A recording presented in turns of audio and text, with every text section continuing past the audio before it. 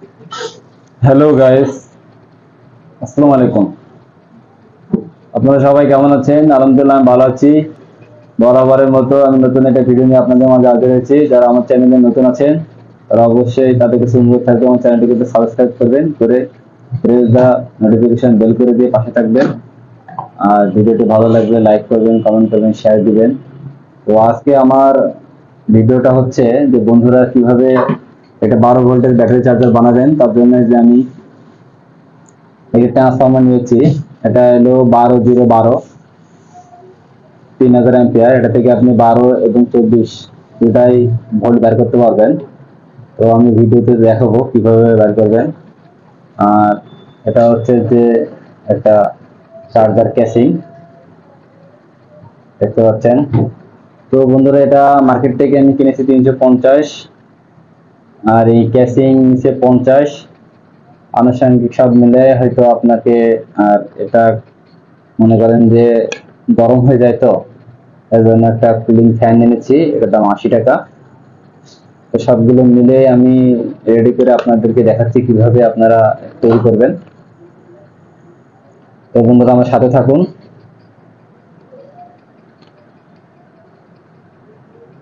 সব মিলে হয়তো আপনার 500 কিংবা 550 টাকা খরচ হতে পারে। তো এটা অনেক টেকসই। তো বন্ধুরা চলুন মূল ভিডিওতে আমরা চলে যাই।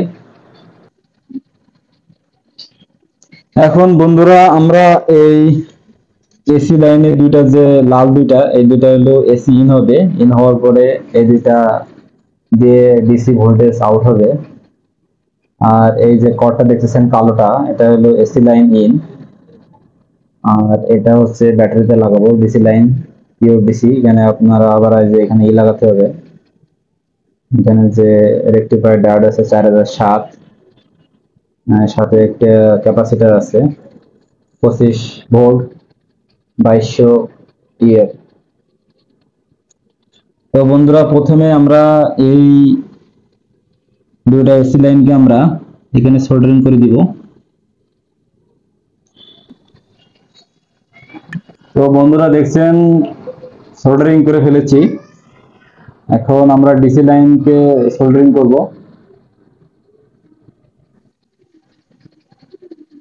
বন্ধুরা আমার অলরেডি কাজ কমপ্লিট। দেখেন এই যে 12-12 যেটা আইছে, এটা দুইটা রেকটিফায়ার ডায়োড 4007, এটা থেকে লাগিয়ে যে দুইটা যে সাদা প্রান্ত, এটা হলো মানে রেকটিফায়ার ডায়োডের ডিসি পাস। তো এই দুইটা এক সাইডে রেখে বাদ বাকি দুইটা দুই সাইডে লাগিয়ে দিলাম। আর বন্ধুরা অলরেডি কাজ কমপ্লিট, শুধু ফ্যানটা লাগাতে বাকি আছে। এটা ফ্যানটা আবার লাগাবো। দেখেন এখানে ডিসি ভোল্টেজে লাগিয়ে দিয়েছি, এখানে একটা ইন্ডিকেটর লাগিয়ে দিয়েছি যাতে যে চার্জ উঠলে বুঝতে পারবেন যে আসলে ট্রান্সফর্মার হয়ে চার্জ ব্যাটারির দিকে যাচ্ছে।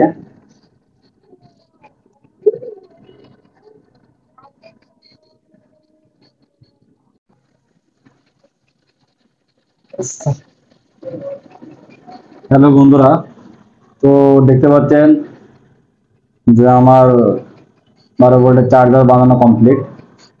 এই যে আপনাদেরকে দেখে দেখাচ্ছি টেস্ট করে। এই যে দেখেন অলরেডি ইন্ডিকেটর চলতেছে,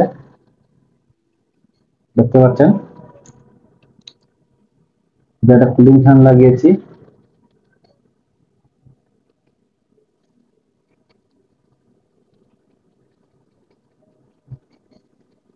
কুলিং ফ্যানটা লাগাইছি বন্ধুরা যাতে এই ট্রান্সফরমারটি না কেটে যায়। তো আপনাদেরকে টেস্ট করে দেখাচ্ছি যে আসলে চলে কিনা।